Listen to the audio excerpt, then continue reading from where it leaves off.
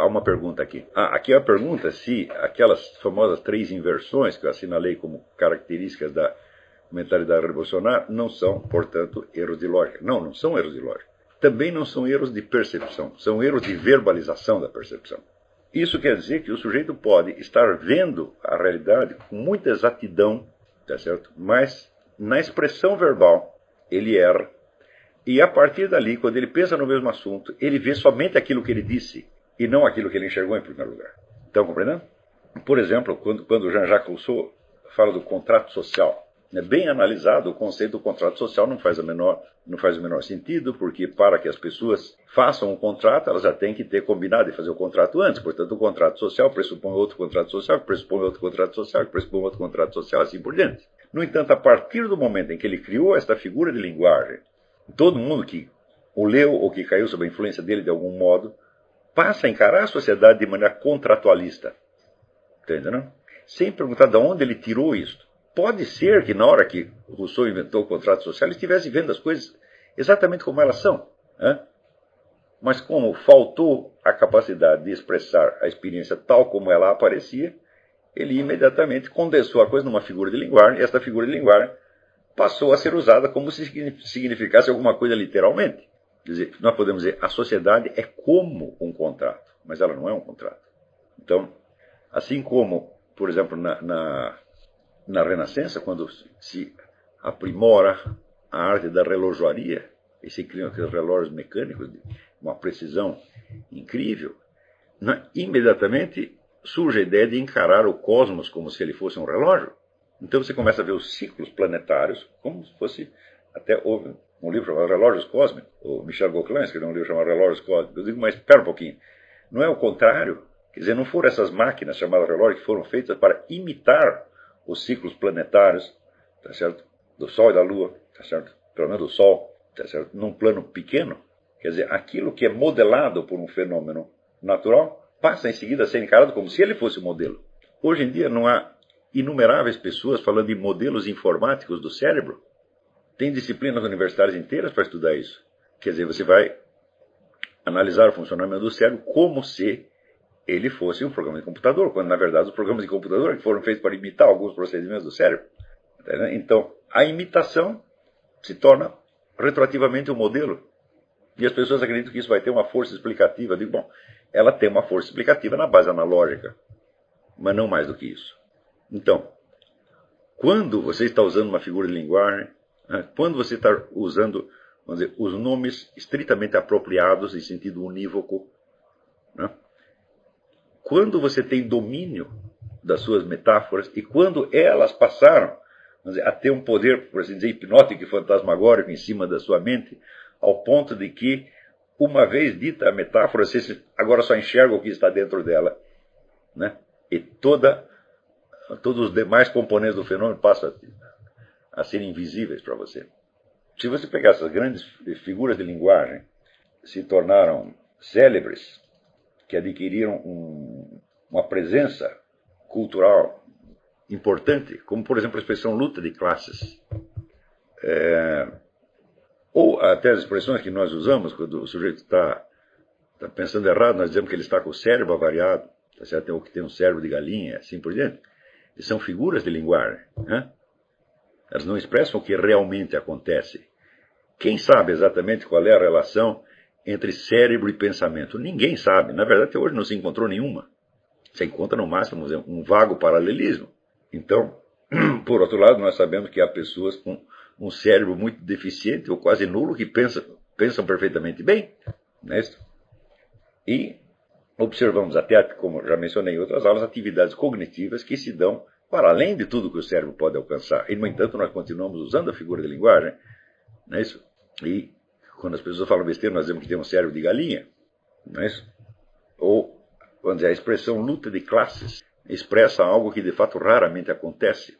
Quantas vezes você observa na realidade, né, a classe, o proletariado industrial, em atitude francamente hostil contra os donos dos meios de produção? Isso acontece muitíssimo de vez em quando.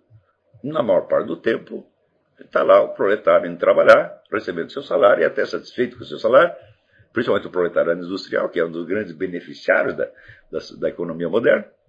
Tá certo? Então, a luta de classes é uma exceção, é uma coisa que muito de vez em quando acontece em condições excepcionais. Não é isso? E, no entanto, basta você usar a expressão, as pessoas têm a impressão de que você está falando de um fenômeno que existe. Que não só existe, como ele define a estrutura social. Então, esse é um caso, vou dizer, de possessão verbal. A figura de linguagem ela cria uma estrutura quase visual, uma estrutura imaginária que entra em você como o que chamam um engrama, né? Um código que reestrutura a sua percepção de modo a que você passe a ver as coisas conforme aquilo que alguém disse ou que você mesmo disse e não conforme você realmente viu.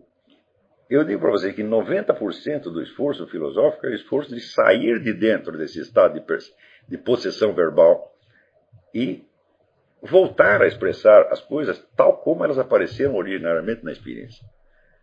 O que supõe, evidentemente, a criação de novas modalidades de expressão verbal. Supõe um saneamento da linguagem. Né?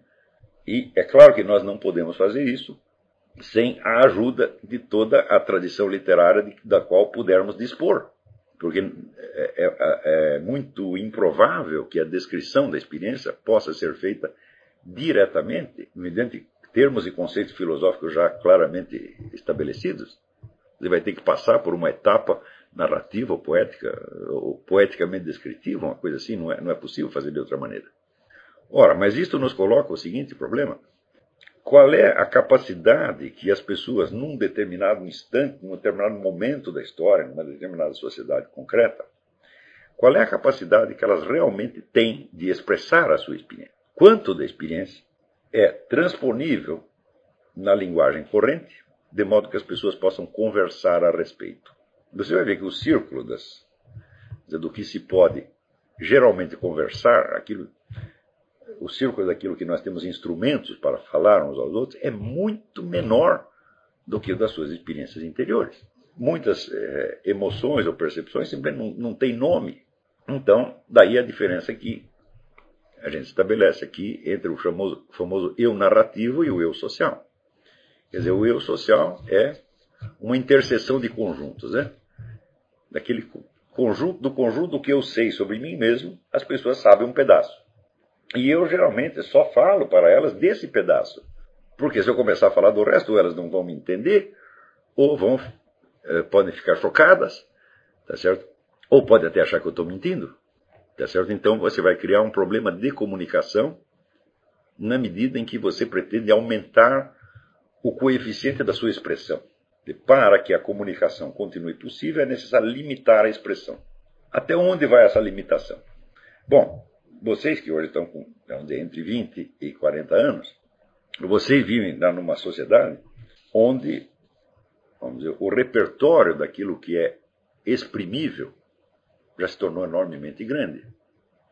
E você não lembra de uma situação anterior, que, digamos, para a maior parte de nós no mundo ocidental, vigorou até os anos 50, 60. Hoje em dia, por exemplo, vocês estão acostumados a ver as pessoas indo na televisão e contarem os seus problemas de casamento, as suas fantasias sexuais, as suas neuroses, não é isso? Você vê biografias inteiras onde a vida privada do sujeito é sondada até os mais mínimos detalhes, mas nem sempre foi assim. Vamos dizer que nos anos... Não sei, imagina você ligar a televisão nos anos 50, no começo dos anos 60, né? E ouvir uma mulher conversando assim, claramente, sobre as amantes do seu marido. Você não via isso. Isso simplesmente não acontecia. Então, algo mudou esta situação. Vocês já nasceram dentro de uma situação onde o horizonte do expressável é tão grande que se tornou caótico. As pessoas já não sabem mais como organizar isso, e você não consegue enxergar, vamos dizer, o repertório das possibilidades humanas como uma forma definida. Né? Outro dia alguém me mandou um artigo em que um sujeito estava celebrando, né, a possibilidade da fusão de espécies. Quer dizer, você geneticamente fundir um ser humano com um gato ou com um jumento, tá certo? E o sujeito está achando que isso era maravilhoso, porque isso abria perspectivas inauditas para a espécie humana. Bom, eu não vejo por quê, porque, né, por exemplo, híbrido de ser humano e jumento, bom, eu creio já ter visto vários pelas ruas, né, no Congresso Nacional, nas universidades. Então me parece um pouco chover no molhado.